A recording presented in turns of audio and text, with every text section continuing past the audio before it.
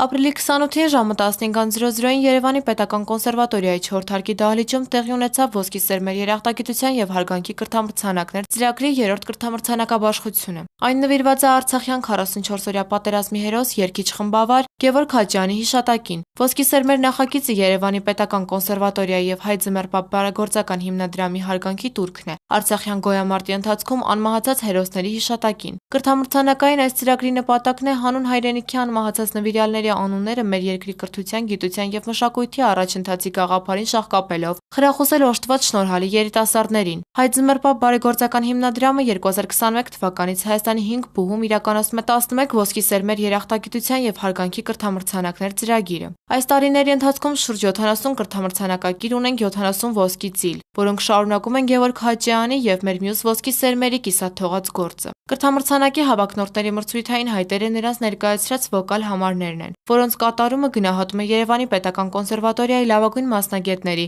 բարերարների, Հաջյան ընտանիքի եւ Հայ Ձմեռապահ բարեգործական հիմնադրամի ներկայացուցիչներից կազմված հանձնաժողովի կողմից։ Գևորգի խարիզմատիկ մարդու տաղանդաշատ արվեստագետի, հայրենադարձված սփյուռքահայի, հայրենակերտ հայ եւ անձնական հերոսի կերպարը իր շուրջը լույս է տարածել ինչպես նրա ողջության օրոք, այդպես էլ անմահանալուց հետո։ Նման ջերմ մթնոլորտում անցավ Գևորգ Հաջյանի անունը կրող մրցույթը, որը հանձնառու հոգացությամբ կազմակերպել էր կոնսերվատորիայի վոկալի ամբիոնի վարիչ պրոֆեսոր Գայանե Գեղամյանը։ Բացի նրանից, որ եղել է հրաշալի երգիչ, նաև ինքը եղել է հրաշալի անձնավորություն, շատ բարի, շատ ջերմ, հիանալի մի մարդ։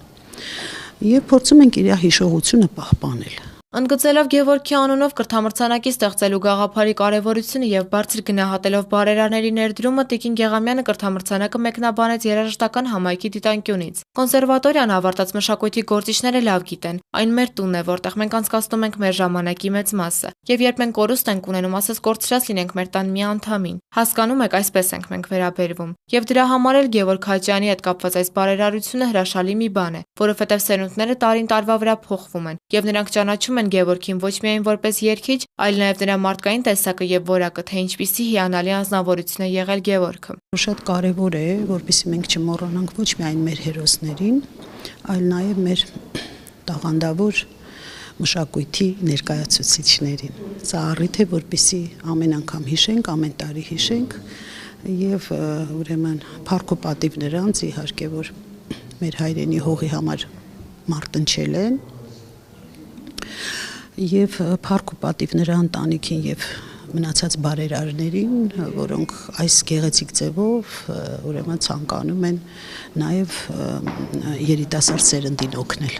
Ներկա էր նաև Գևորգի հրամանատարը, ով պատմեց, թե ինչպիսին է եղել նա մարտի դաշտում եւ թե ինչպես է բոլորին հակառակվելով գնացել առաջնակից եւ կռվել։ Եթե հայրենիքը վտանգված լինի,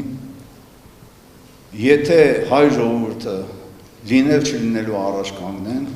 ավելին պետք է արվի մշակույթը եւ հայ ժողովուրդը փրկելու համար։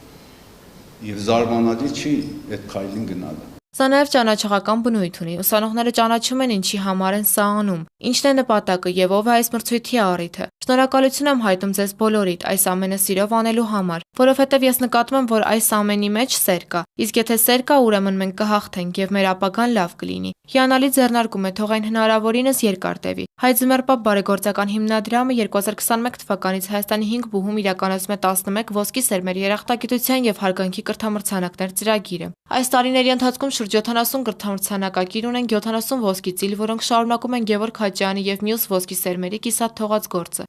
Կարինե Ղուկասյան, Ալբերտ Մկրտչյան, Երկիրն այսօր։